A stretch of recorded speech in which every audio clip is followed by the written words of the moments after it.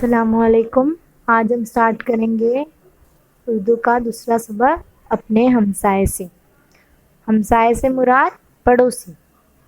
اس سبق میں مصنف نے پڑوسی کے بارے میں بتایا ہے. اس کے مصنف ہے کنہیا لال کپور. پہلی بات پڑھیں گے. ایک مرتبہ دو گباز بیٹھے ہوئے اپنے خاندان کے بارے میں بڑی بڑی باتیں کر رہے تھے. ایک نے کہا، میرے دادا کے پاس اتنا بڑا استبل تھا کہ جس میں بیک وقت 10,000 گھوڑے رکھے جا سکتے تھے. اب دو گباز مطلب شیخی بگارنے والے دو لوگ، وہ دونوں ایک دوسرے کے سامنے بیٹھ کر اپنے خاندان کے بارے میں بڑا چڑھا کے باتیں کر رہے تھے. ایسی باتیں جن کا ہونا ناممکن ہو. تو پہلا بولتا ہے کہ میرے دادا کے پاس ایسا استبل تھا جس میں ایک ہی وقت میں 10,000 گھوڑے رکھے جا سکتے تھے، جو کہ ناممکن ہے. دوسرا کہتا ہے، میرے نانا کے پاس اتنا طویل بانس تھا کہ وہ اسے گھر کی چھت پر کھڑے ہو کر بانس بادلوں تک پہنچا دیتے تھے. اب دوسرا بولتا ہے اسی پر شیخی بگاڑتے ہوئے کہ ان کے پاس اتنا بڑا بانس تھا کہ وہ جب چھت پر کھڑے ہوتے اور وہ بانس کو اوپر لیتے تو وہ آسمان تک پہنچتا. جب چاہے بادلوں کو ہلا کر بارش برسا لیتے. مطلب وہ جب چاہتے تو وہ اسی بانس سے بادلوں کو ہلاتے اور بارش برسا لیتے. ایسا بھی ممکن نہیں ہے. یہ دونوں صرف ایک دوسرے کے اوپر جھوٹی شان دکھانے کے لیے شیخی بگا رہے. نہ ہی ایک استبل میں 10,000 گھوڑے کا آنا پاسبل ہے اور نہ ہی ایسا بانس ایک بامبو جس کا پیڑ ہوتا ہے، بامبو کا پیڑ، اسے بانس کہتے ہیں. نہ ہی اتنا بڑا بانس کا پاسبل ہے جو آسمان تک جائے. پہلے گپی نے پوچھا، تمہارے نانا اتنا بڑا بانس آخر رکھتے کہاں تھے؟ اب وہ بانس تو اتنا بڑا تھا تو آخر اسے رکھتے کہاں تھے؟ پہلا گپی باز پوچھتا ہے. دوسرے گباز نے کہا، اور کہاں رکھتے؟ تمہارے دادا کے ہی استبل میں رکھ دیا کرتے تھے. اگلا پیراگراف. بعض لوگ اپنی جھوٹی شان دکھانے کے لیے اسی طرح شیخی بگاڑتے ہیں. اکثر پڑوسی بھی اپنے آپ کو اوروں سے بہتر ثابت کرنے کے لیے مبالغہ آرائی سے کام لیتے اور دھوکہ دیتے ہیں. اب اس میں بتایا ہے کہ بعض لوگ اپنی جھوٹی شان دکھانے کے لیے شیخی بگاڑتے ہیں. شیخی بگاڑنا، جھوٹی باتیں کہنا. ایسے لوگ ہیں جو اپنی جھوٹی شان دکھانے کے لیے دوسروں کے سامنے اپنے آپ کو بڑا ثابت کرنے کے لیے ایسی باتیں کرتے ہیں جو جھوٹ ہو، سامنے والوں کو دھوکہ دیتے ہیں. شیخی بگاڑنا. اکثر پڑوسی بھی اپنے آپ کو اوروں سے بہتر ثابت کرنے کے لیے مبالغہ آرائی سے کام لیتے اور دھوکہ دیتے.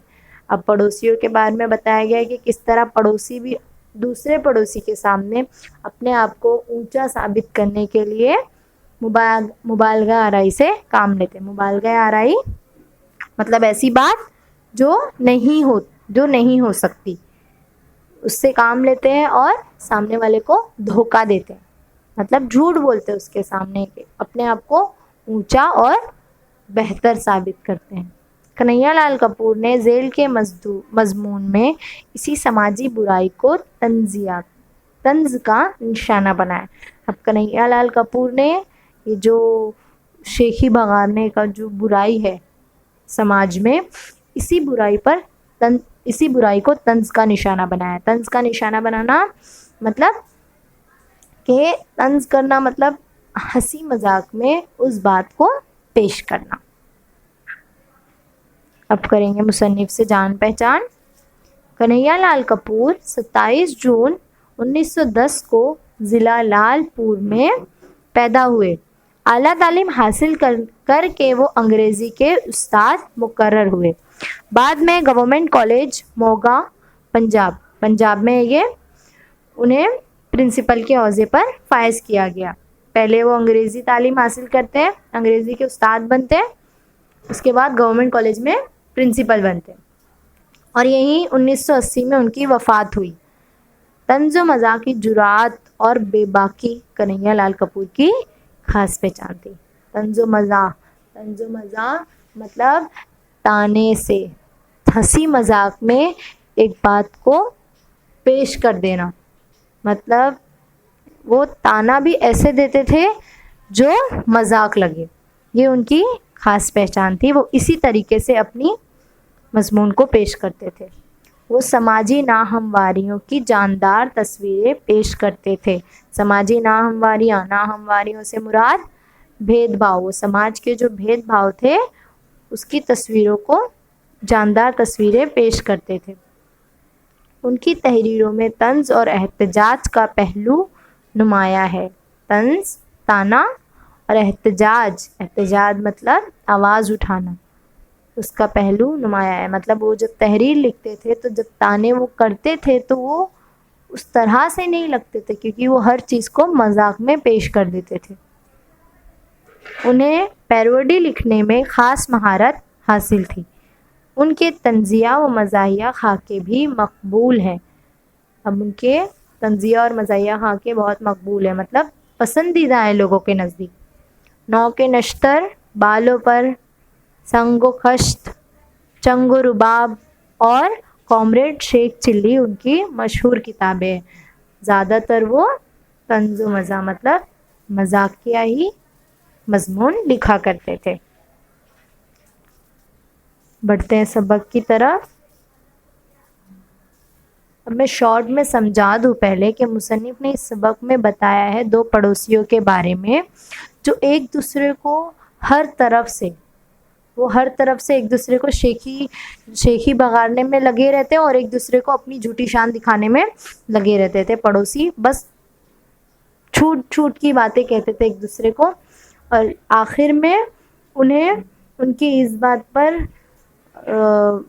اپنی اس بات پر شرمندگی ہوتی ہے اور وہ ایک دوسرے سے سمجھوتا کر لیتے ہیں کہ ہم نے جب کہا وہ صرف ایک دوسرے کو نیچا دکھانے کے لیے کہا۔ مصنف نے اس بات کو دو پڑوسیوں کے اس رویے کو اس مضمون میں پیش کیا ہے۔ آؤ میاں سمجھوتا کر لیں، آج تک ہم ایک دوسرے پر رعب جمانے کے لیے ایسی باتیں اور حرکتیں کرتے رہے ہیں جنہیں فضول ہی نہیں مضحکہ خیز کہا جا سکتا ہے۔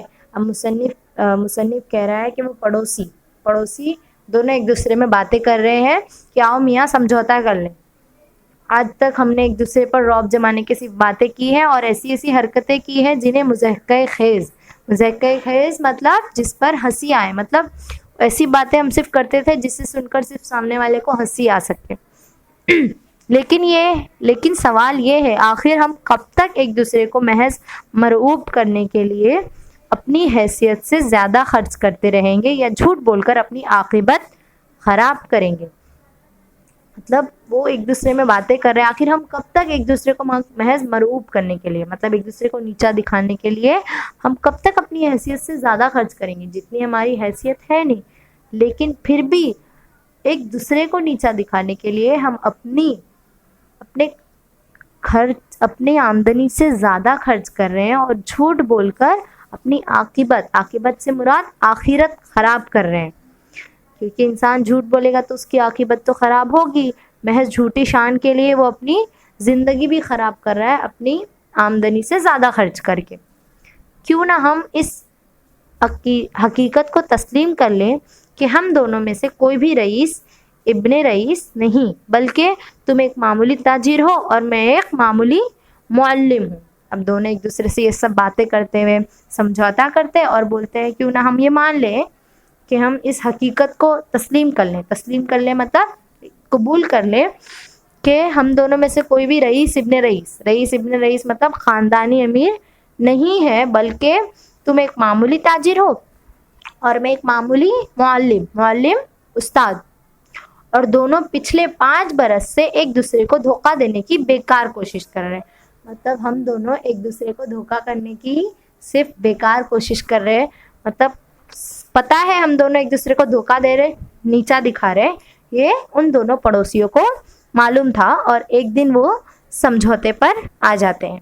آگے، چنانچہ اگر تم کہتے ہو کہ تمہارا بھائی دلی میں میجسٹریٹ ہے تو میں تمہیں مطلع کرتا ہوں میرا بھائی الہ آباد کی کورٹ کا जज है। अब वो दोनों कुछ इस तरह बातें करते थे कि तुम्हारा भाई दिल्ली में मैजिस्ट्रेट है, मतलब उनका भाई था और वो दिल्ली में एक मैजिस्ट्रेट मतलब जज था, ये सिर्फ एक शेखी थी। और दूसरा कहता है कि मेरा भाई इलाहाबाद की कोर्ट का, इलाहाबाद के हाई कोर्ट का जज है। अब एक पहला कहता है कि भाई दिल्ली में मैजिस्ट्रेट है और दूसरा कहता है मेरा भाई इलाहाबाद की कोर्ट का जज है। हालांकि हकीकत ये है कि तुम्हारा भाई किसी मैजिस्ट्रेट का चपरासी है और मेरा कोई भाई ही नहीं है, क्योंकि मैं अपने वालिदैन का इकलौता बेटा हूँ।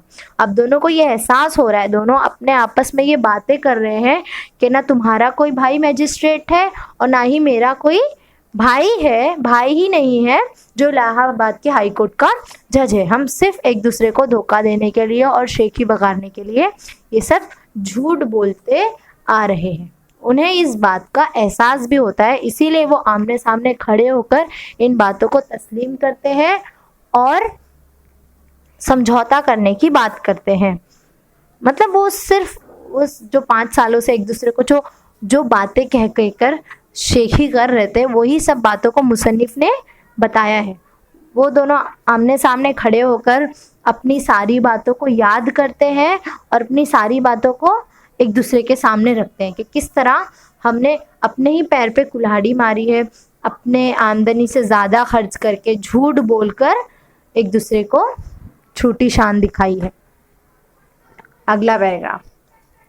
2 साल हुए, तुमने कहा था मैं बीवी और बच्चों के साथ किसी सेहत अफजा मुकाम गालिबन नैनीताल जा रहा हूँ। अब वो दोनों यही बात करते हैं कि 2 साल पहले तुमने कहा था कि मैं अपनी बीवी और बच्चों के साथ किसी सेहत अफजा मुकाम, मतलब गालिबन नैनीताल एक मुकाम बताया है, सेहत अफजा मुकाम है, नैनीताल बहुत अच्छी जगह है, तो वहाँ जा रहा हूँ। वैसी बातें करता है मैं अपने बीवी बच्चों के साथ घूमने के लिए जा रहा हूँ। और मैंने तुम्हें बताया था कि मैं भी वहाँ अहलो अयाल ऊटा कमंड जा रहा हूँ। अब ये ऊटा कमंड भी घूमने की जगह है, तो वो भी उस पर बोलता है कि मैं भी अपने अहलो अयाल के साथ, अपनी बीवी बच्चों के साथ ऊटा कमंड जा रहा हूँ। लेकिन तुम नैनीताल गए और ना मैं ऊटा कमंड।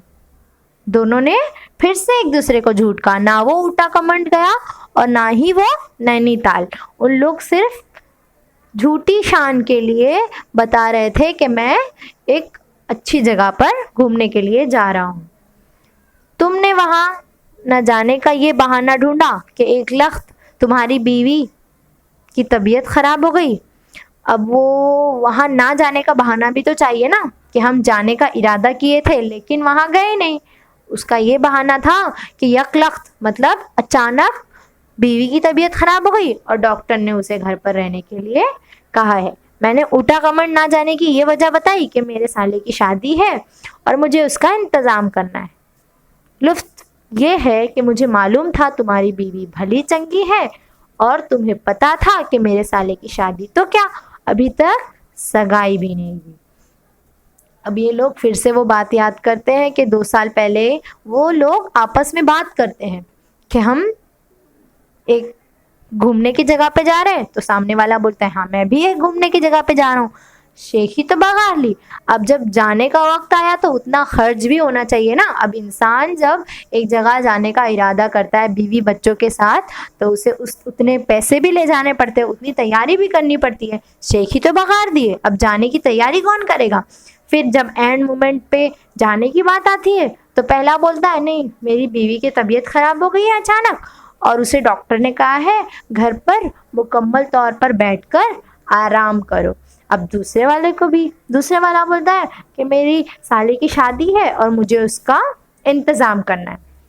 मज़ा तो ये था कि दोनों ही जानते थे कि उसकी बीवी भली चंगी है, मतलब उसे कुछ भी नहीं हुआ है, और ना ही उसके साले की शादी है, उसकी तो अब तक सगाई भी नहीं हुई थी। मतलब वो दोनों सिर्फ और सिर्फ शेखी बगाड़ रहे थे और दोनों को ये मालूम था कि हकीकत क्या है।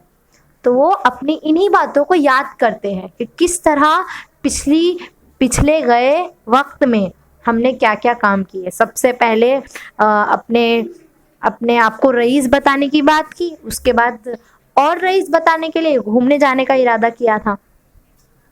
आगे, पिछले दिनों जब तुमने मुझ पर रौब जमाने के लिए किस्तों पर एक फ्रिज खरीदा तो मेरी बीवी मेरे सर हो गई कि हमारे घर में भी फ्रिज ज़रूर होना चाहिए। अब वो दोनों बात करें कि पिछले टाइम में तुम्हें याद है कि जब तुमने मुझे रौब जमाने के लिए किस्तों पर फ्रिज खरीदा था। किस्तों पर फ्रिज खरीदा मतलब एक साथ पैसे नहीं देना, आराम आराम से थोड़े थोड़े दिनों में फ्रिज के पैसे अदा करना। तो फ्रिज खरीदा था तो मेरी बीवी मेरे सर हो गई कि हमारे घर में भी फ्रिज होना चाहिए। अब पहले इंसान ने फ्रिज खरीदा किस्तों पर तो दूसरे इंसान की बीवी बोलने लगी कि हमें भी फ्रिज चाहिए। चुनांचा ना होते हुए भी मुझे फ्रिज खरीदना पड़ा। अब पैसे नहीं होते हुए भी, ना चाहते हुए भी उसे फ्रिज खरीदना पड़ा। क्यों? क्योंकि पहले पड़ोसी के पास फ्रिज था तो उसे देखकर दूसरे पड़ोसी की बीवी भी यही चाहती थी कि उनके घर में भी फ्रिज हो। क्यों ऐसा चाहती थी? क्योंकि वो नहीं चाहती थी कि वो उस पड़ोसी से कमतर दिखे, मतलब वो भी शान दिखाने के लिए घर में फ्रिज चाहती थी। अब सुना है कि तुम किस्तों पर टेलीविज़न सेट खरीदना चाहते हो।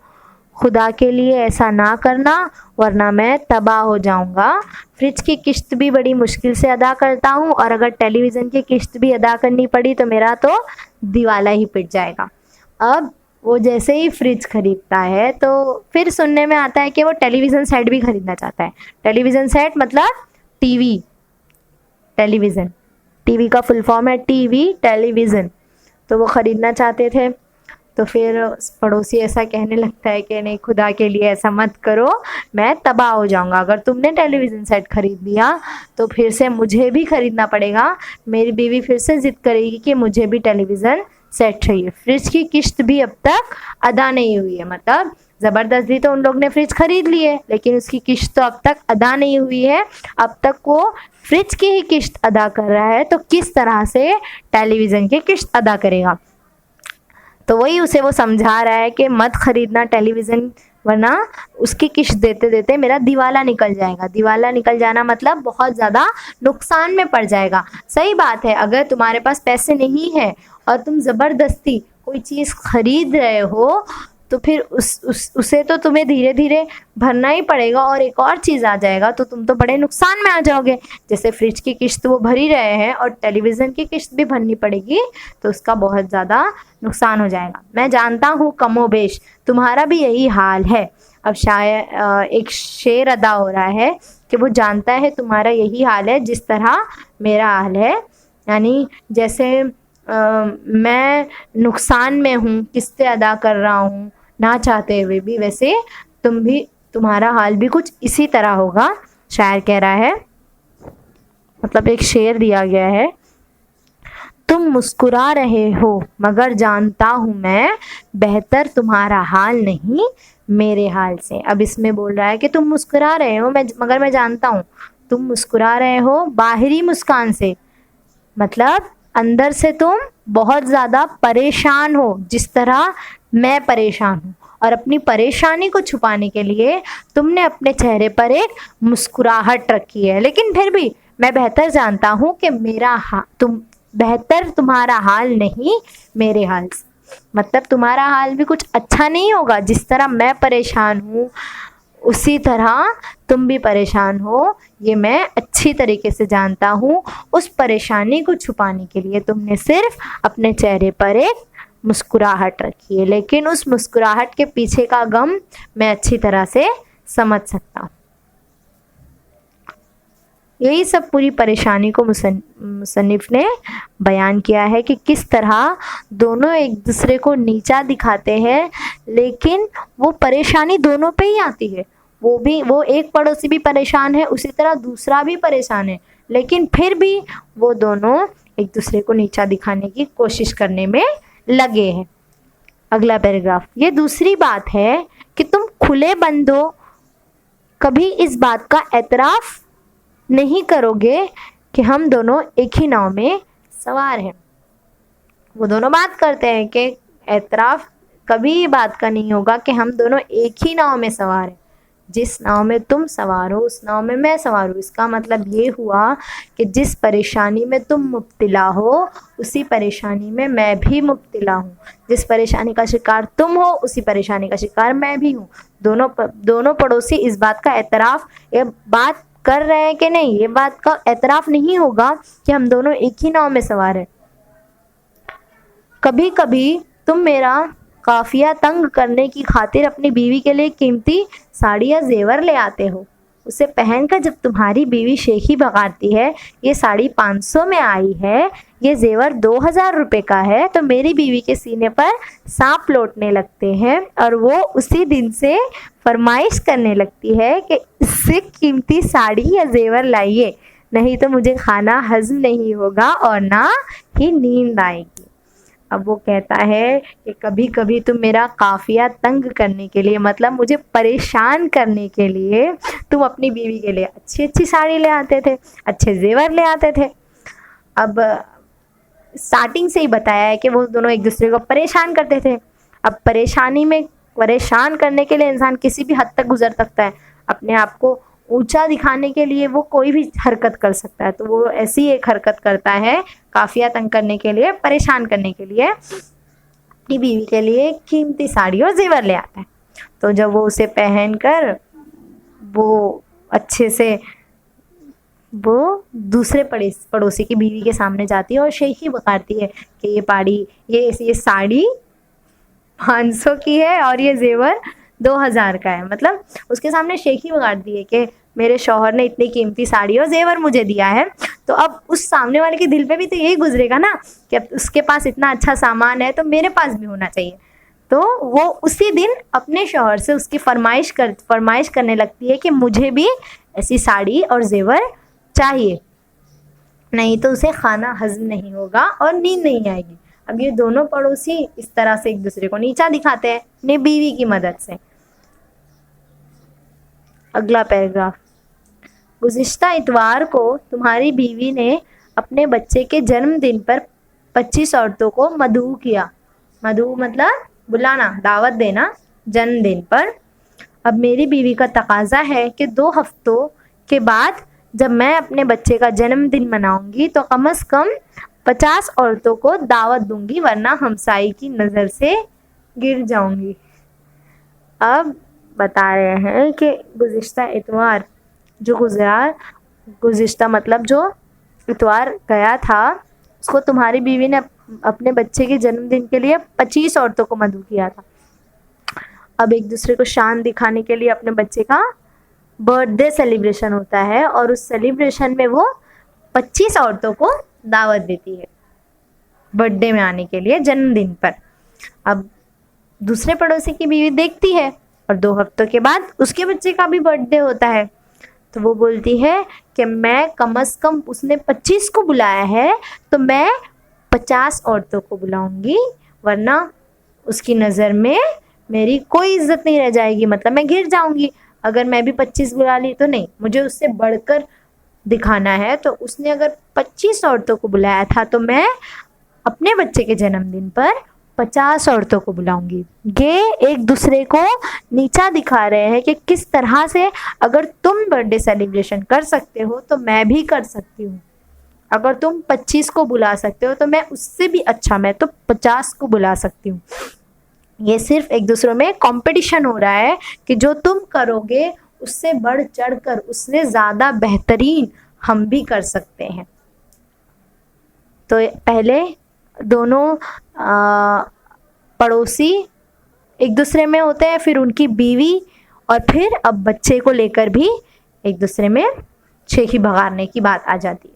اگلا پیراگراف، ہر بات میں ایک دوسرے کو نیچا دکھانے کی تمنا یہ رنگ لائی ہے کہ اب بیماریوں کے معاملے میں بھی ہم ایک دوسرے سے بازی لے جانے کی کوشش کرنے لگے ہیں۔ مطلب اب لوگ اتنا گر جاتے ہیں، پہلے تو وہ خود اپنے بھائیوں کا استعمال کرتے ہیں کہ ہم اونچی شان والے، اونچی خاندان والے ہیں، اس کے بعد بیوی ایک دوسرے کو نیچا دکھاتی ہے، پھر بچے کے معاملے میں ایک دوسرے کو نیچا دکھایا جاتا ہے کہ تم اپنے بچے کا سیلیبریشن جس طرح سے کرو گے اس سے بھی زیادہ اچھے سے ہم کر کے دکھا سکتے ہیں۔ اب تو ان دونوں نے ایسی حد کر دی تھی کہ بیماریوں کے معاملے میں بھی ایک دوسرے سے بازی لے جانے کی کوشش کرنے لگے، مطلب ہر بات کو ایک دوسرے کو نیچا دکھانے کی تمنا یہ رنگ لائی ہے کہ اب بیماریوں کے معاملے میں بھی ایک دوسرے سے بازی لے جانے کی کوشش کرنے لگے۔ چنانچہ میری بیوی کہتی ہے کل رات منّے کو 104 ڈگری بخار تھا۔ اب ایک بات ہوتی ہے کہ ان کے بچے کو 104 ڈگری کا بخار تھا، بیچاری ساری رات ہائے ہائے کرتے رہا، بیچارہ ساری رات ہائے ہائے کرتے رہا، مطلب پریشان رہا۔ ہائے ہائے کرنا بہت زیادہ پریشان رہنا کہ اس کے بچے کو 104 ڈگری کا بخار تھا۔ تو تمہاری بیوی فوراً منہ بنا کر جواب دیتی ہے 104 ڈگری بخار بھی کوئی بخار ہوتا ہے؟ 3 دن ہوئے ہماری بڑی منی بیمار پڑ گئی، تھرمامیٹر لگایا تو معلوم ہوا 106 ڈگری بخار ہے۔ وہ 6 گھنٹے بے ہوش پڑی رہی، لیکن میں ذرا بھی نہیں گھبرائی، ڈاکٹر تک کو فون نہیں کیا، سوچا بخار ہی تو ہے، خود بخود اتر جائے گا۔ اب بیماریوں کے معاملے میں ان لوگ نے اس طرح سے حد کی کہ ایک پڑوسی کے بچے کو صرف 104 ڈگری بخار تھا، تو اگلے دن تک ایسے ہی ہائی ہائی کرنا، مطلب باتیں نکالنا کہ میرے بچے کو 104 ڈگری بخار ہو گیا، تو اس پہ بڑھتڑ کے جواب دیا دوسرے پڑوسی نے، تو 104 یہ بھی کوئی بخار ہے؟ میرے بچے کو، میری بڑی منی کو تو 106 ڈگری کا بخار تھا، مطلب تم جس بخار سے مبتلا تھا تمہارا بچہ، میرا بچہ اس سے بھی زیادہ بخار میں مبتلا تھا، لیکن پھر بھی میں نے ڈاکٹر کو نہیں فون کیا، سوچا کہ صرف بخار ہی تو ہے، خود بخود اتر جائے گا۔ وہ 6 گھنٹے تک بے ہوش بھی تھی، 106 ڈگری بخار میں وہ 6 گھنٹے تک بے ہوش بھی تھی، لیکن پھر بھی ڈاکٹر کو نہیں فون کیا، صرف اور صرف سوچا بخار ہے، خود بخود اتر جائے گا۔ اب ان لوگ کی بات یہاں تک بھی آ گئی تھی کہ وہ بیماری میں بھی ایک دوسرے کو نیچا دکھانے لگے۔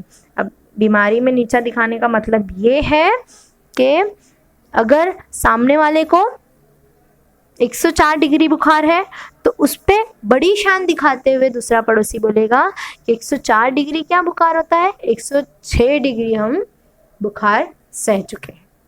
مطلب بیماری میں بھی وہ ایک دوسرے کو نیچا دکھانے کی کوشش کرتے تھے۔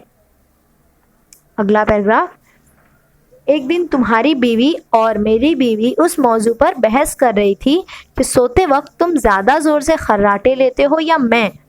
تمہاری بیوی کہہ رہی تھی جب وہ خراٹے لیتے ہیں تو ان کے خراٹوں کی آواز 1 فرلانگ سے سنی جا سکتی ہے۔ میری بیوی اسے بتا رہی ہے کہ جب ہمارے صاحب جب خراٹے لیتے ہیں تو ان خراٹوں کی آواز سول ہاسپٹل میں سنائی دیتی ہے۔ کئی بار ڈاکٹر ہمارے گھر یہ پوچھنے کے لیے آتے ہیں کہ خیریت تو ہے۔ اب بیماری کو لے کر وہ دونوں بیویاں اپنے اپنے صاحب کے خراٹوں کی آواز میں بھی شیخی بگاڑنے لگی کہ ایک موضوع پہ دونوں بات کرتی ہیں کہ ایک دن سوتے سوتے کون سب سے زیادہ خراٹے لیتا ہے۔ اب ایک بولتی ہے کہ جب خراٹے کی آواز آتی ہے 1 فرلانگ ایک ناپنے کا آلہ تھا، 1 فرلانگ تو اتنی دور تک آواز آتی ہے، جب وہ خراٹے لیتے ہیں تو اس کی آواز 1 فرلانگ تک آتی ہے۔ اور دوسری بیوی اسی پر شیخی بگاڑتے ہوئے کہتی ہے کہ جب ہمارے صاحب خراٹے لیتے ہیں تو ان خراٹوں کی آواز سول ہاسپٹل تک سنائی دیتی ہے۔ مطلب سول ہاسپٹل، آس پاس میں سول ہاسپٹل تھا اور اس سول ہاسپٹل تک ان خراٹوں کی آواز جاتی ہے۔ کئی بار ڈاکٹر ہاسپٹل سے گھر آ جاتے ہیں پوچھنے کے لیے کہ سب خیریت تو ہے، آواز ہاسپٹل تک آ رہی ہے خراٹوں کی۔ مطلب اتنی زیادہ شیخی پہ آ گئے کہ اب خراٹوں کی بھی بات میں لڑنے لگے کہ کس کی زیادہ زور تک خراٹے جاتی ہے۔ ایک کی خراٹے کی آواز 1 فرلانگ تک جاتی ہے تو دوسرے صاحب کے خراٹے کی آواز ہاسپٹل تک جاتی ہے۔ ہماری بیویوں کی دیکھا دیکھی ہمارے بچے بھی لوفلزی کی عادت کا شکار ہو گئے، مطلب ڈینگی بجانا، لوفلزی مطلب شیخی بگاڑنا۔ اب ان سب کو، ان کی بیویاں اور ان کے مطلب بچوں کے والدین کو دیکھ کر کس طرح بچے بھی ڈینگے مارنے کا شکار ہو گئے، لوفلزی کے हमारी बीवियों की देखा देखी हमारे बच्चे भी लौफ ज़नी की आदत का शिकार हो गए। अगर तुम्हारा बच्चा कहता है मुझे हर रोज़ 2 रुपये जेब खर्च के लिए मिलते हैं, तो मेरा बच्चा उसका मजाक उड़ाते हुए जवाब देता है, सिर्फ 2 रुपये, हमें तो हर रोज़ 5 रुपये मिलते हैं। अब मुसन्निफ उसमें बताया जा रहा है कि किस तरह अपने वालिदैन को देखकर उनके बच्चे भी लौफ़ज़नी का शिकार हो गए, कि बच्चे आपस में बात करते हैं कि तुम्हें जेब खर्च करने के लिए, मतलब रोज़ के खर्च करने के लिए एक बच्चे को मिलते हैं सिर्फ 2 रुपये। तो वो दूसरे बच्चे का मजाक उड़ाते हुए कहता है कि यहाँ इसका प्रोनाउंसिएशन है सिर्फ सिर्फ 2 रुपये, हमें तो हर रोज़ 5 रुपये मिलते हैं। मतलब वो उस पर बढ़ चढ़ के बोलता है, उसका मजाक उड़ाता है कि सिर्फ 2 रुपये तुम्हें मिलते हैं, मुझे तो 5 रुपये मिलते हैं। अगर तुम्हारा बड़ा लड़का कहता है कि मेरे बाप ने एक दफ़ा मिट्टी का तेल ब्लैक मार्केट में फ़रोख्त करके 7,000 रुपये कमाए, तो मेरा लड़का उससे बाजी जीत जाने की नीयत से उसे बताता है कि मेरे डैडी ने एक मर्तबा स्कूल के फ़ंड से 10,000 रुपये उड़ा लिए थे। अब ये दोनों इतने ज़्यादा शेखी बगाड़ने लगे कि एक दूसरे से अपने डैडियों के झूठ चोरी के बारे में बताने लगे कि मेरे डैडी ने मिट्टी का तेल मतलब घासलेट को बोला जा रहा है कि मिट्टी का तेल वो ब्लैक मार्केट मतलब चोरी से वो मार्केट में बेच देते हैं और 7,000 रुपये कमा लेते हैं। मतलब गैर कानूनी तरीके से, ब्लैक मार्केट मतलब गैर कानूनी तरीके से वो फ़रोख्त करते हैं, तो उन्हें 7,000 रुपये मिलते हैं। तो दूसरा लड़का उससे बाजी जीत जाने के लिए बोलता है कि मेरे डैडी ने एक मर्तबा स्कूल के फ़ंड से 10,000 रुपये उड़ा लिए। मतलब उसके डैडी ने स्कूल के फ़ंड से 10,000 रुपये उड़ा लिए, मतलब ले लिए, चोरी कर लिए। तुम्हारे डैडी तो सिर्फ 7,000 रुपये ब्लैक में से चुरा लिए, मेरे डैडी ने तो 10,000 रुपये ले लिए।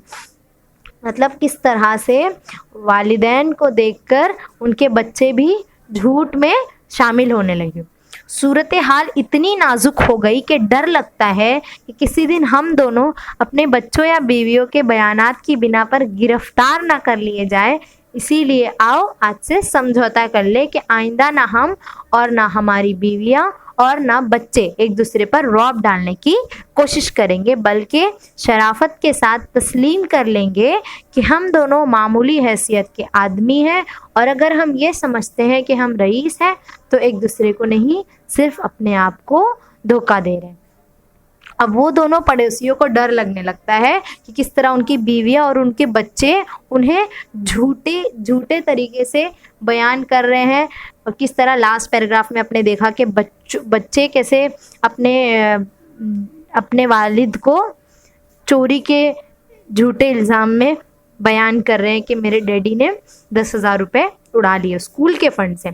तो वो दोनों अपने बच्चों और बीवियों के बयानात से डरने लगते हैं कि कैसे वो अगर ऐसे ही वो झूठ बोलेंगे, शेखी बगाड़ेंगे, तो हम फिर गिरफ्तार हो जाएंगे ऐसी बिना पर कि किस तरह हमारे बच्चे और हमारी बीवियां बयानात दे रही है, उस बिना पे तो हम गिरफ्तार हो जाएंगे। इसीलिए आओ आज से समझौता कर लेते हैं, मतलब हम इस बात को तस्लीम कर लेते हैं, समझौता कर लेते हैं कि हमने जो भी सब बयानात हमारी बीवी, हमारे बच्चे और हम दोनों ने दिए हैं वो सब सिर्फ एक शेखी थी, सब झूठ था, और आइंदा ना हम और ना हमारी बीवियाँ और ना हम बच्चे एक दूसरे पर रौब डालने की कोशिश करेंगे। अब ना हम, ना हमारी बीवी, ना हमारे बच्चे किसी पर रौब डालने की कोशिश करेंगे।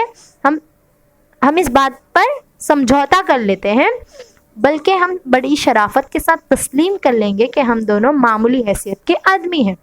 अब ये हम बात को मान लेते हैं कि हम एक मामूली हैसियत वाले आदमी हैं, ना तुम ज़्यादा अमीर हो ना हम ज़्यादा अमीर हैं, ना तुम बढ़ चढ़ के अपने आप को साबित करोगे, ना हम और ना हमारे बच्चे अपने आप को साबित करेंगे। जो है जैसा भी है बिल्कुल ठीक है, किसी को किसी के आगे बढ़तरी करने की कोई ज़रूरत नहीं है। और अगर हम ये समझते हैं कि हम रईस हैं तो हम तो एक दूसरे को नहीं बल्कि सिर्फ अपने आप को धोखा दे रहे हैं।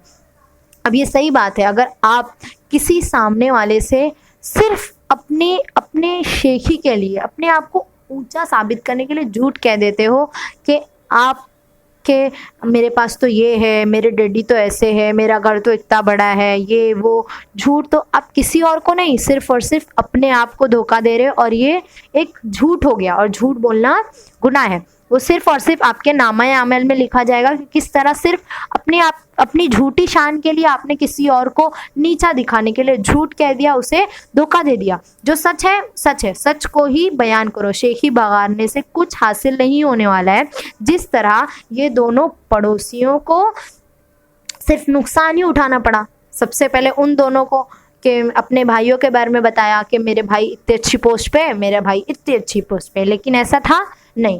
اس کے بعد بیویوں کی حالت ہو گئی, وہ بھی ایک دوسرے کو شیخی بگاڑنے کا شکار ہو گئی. کیا فائدہ ہوا دونوں کو؟ وہ صرف نقصان میں ہی تھے. کیوں نقصان میں تھے؟ کیونکہ عیش و آرائش کی جو چیزیں بتائی گئی ہے اس کے اندر, فریج اور ٹیلی ویژن, وہ بیویاں خریدنے پر اصرار کر رہی تھی, اور ان صاحبوں کو اس کی قسطیں بھرتے بھرتے نقصان اٹھانا پڑا.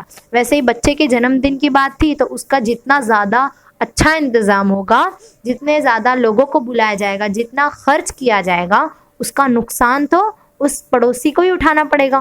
جتنا شیخی بگاڑی گئی اس کا سارا بل اس پر ہی آنے والا ہے. اسی طرح بچوں کی بات کو دیکھو کیسے انہوں نے بتایا کہ میرے ڈیڈی نے ایسے اسکول کا فنڈ لے لیا, میرے ڈیڈی نے بلیک میں مٹی کا تیل دے دیا. یہ تو غلط بات ہے نا, یہ سراسر جھوٹ ہے. آپ اپنے ہی والد کو کسی اور کے سامنے برا بنا رہے ہو, برا پیش کر رہے ہو کہ میرے والد نے 10,000 اور تمہارے والد نے 7,000 روپے لے لیے. یہ تو غلط ہے نا. اسی طرح ان سب کا بل جا کر دونوں پڑوسیوں پر جاتا ہے کہ کس طرح ان دونوں کی وجہ سے ان کی بیویوں پہ اثر پڑا, پھر اسے دیکھ کر ان کے بچوں کو اثر پڑا. نہ ہی وہ دونوں ایسا کرتے, نہ ہی ان کی بیوی بچوں کو ایسا کرنا پڑتا. اسی لیے وہ آخر میں یہ اپنی ساری باتوں کو سامنے رکھتے ہیں اور پھر سمجھوتے پر آتے ہیں کہ نہیں, جو ہے جیسا ہے بالکل ٹھیک ہے, جہاں تم ہو وہاں تم, جہاں ہم ہیں وہاں ہم. نہ ہی کوئی کس سے بڑا ہے, نہ ہی کوئی کسی پر رعب ڈالنے کی کوشش کرے گا.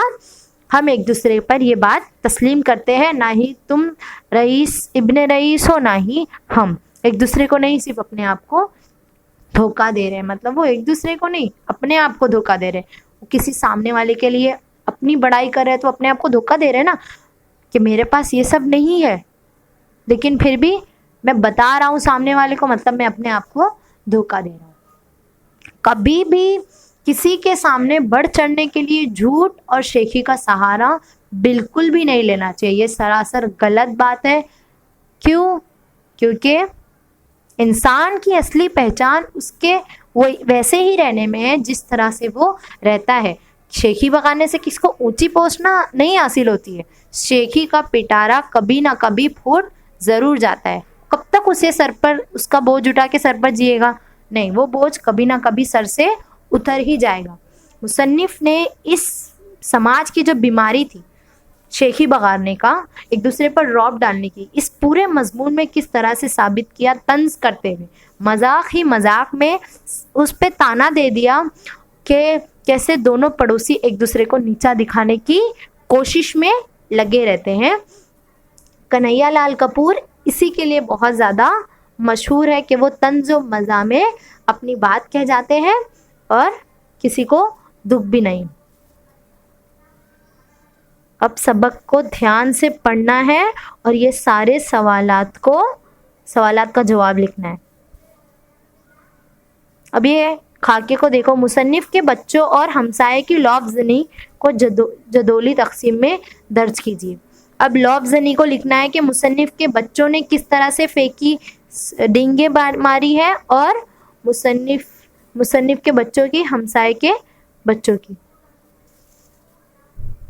اب ایک مصنف کے بچوں کی لکھنا ہے اور ایک ہمسائے کے بچوں کے لکھنا ہے. دونوں بچوں کے بارے میں لکھنا ہے, مطلب دونوں پڑوسیوں کی لفظ زنی کے بارے میں لکھنا ہے, ان کے بچوں کی. اور اس کے بعد ذیل کے شعر کو نثر میں لکھیے. تم مسکرا رہے ہو مگر میں جانتا ہوں بہتر تمہارا حال نہیں میرے حال سے. اس شعر کی بھی آپ کو اس کی شعر کی تشریح کرنا ہے کہ کیسے میں نے بتایا ہے ان دونوں پڑوسیوں کے بارے میں حال. یہاں پہ شعر کی میں نے تشریح بھی دی ہے کہ دونوں پریشان ہو گئے ہیں ایک دوسرے کے ساتھ ان کا جو حال ہے وہ برا ہو گیا ہے. سبق کو دھیان سے پڑھو. آل دا بیسٹ. اور اس کے سوالات کو لکھنا ہے. اور ایک بات ہمیشہ یاد رکھنا ہے کہ شیخی بگارنے سے پرہیز کرو. ٹھیک ہے؟ سارے سوالات کو دھیان سے دیکھو اور اسے کرو.